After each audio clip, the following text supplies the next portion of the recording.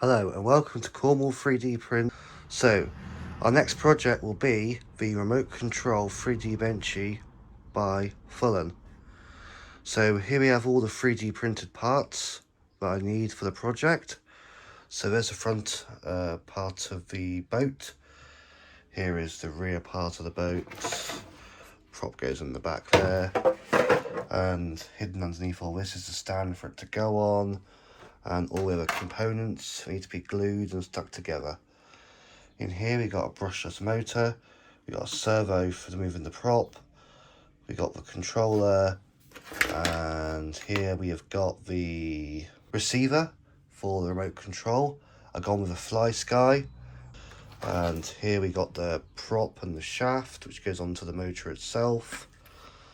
And we'll be back shortly, and in our next video we'll be assembling this. Thank you for watching.